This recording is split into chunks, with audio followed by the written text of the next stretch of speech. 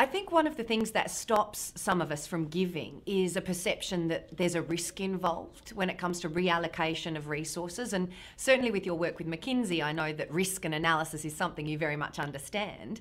Do you think that giving is a risky business? So giving away your money feels risky because you think, well, then I won't have it if I need it.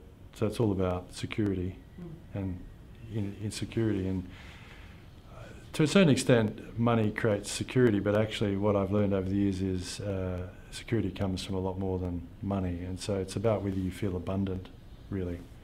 Because I know people that are very wealthy that don't give away much at all. And there are people that aren't very wealthy at all that give away a lot. And it's got a lot to do with the feeling of abundance and more than risk.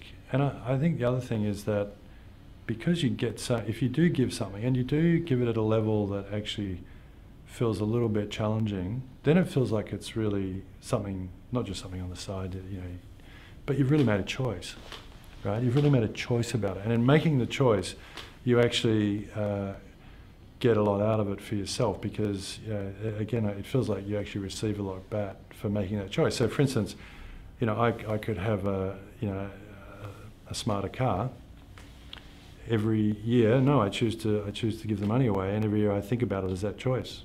So, Michael, what was it for you that attracted you to the Hunger Project and aligning yourself with the work that they're doing? So, being from the business world and McKinsey in particular, is a very analytical mind that one either has or gets developed over time, and so when you go to give, you think, well, how can I give and really know that my giving is going to make a difference? And I studied at Oxford, did my masters, and one of the things I did was development economics.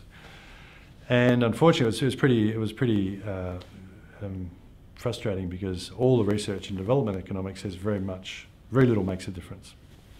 What I learned in my own work in McKinsey with, if you want to get change to really happen, is you've got to actually work on people's mindsets and behaviours as individuals and shift that, and then shift them as a group, and then get them to commit to and own a course of action. And then, if you support them, things will happen.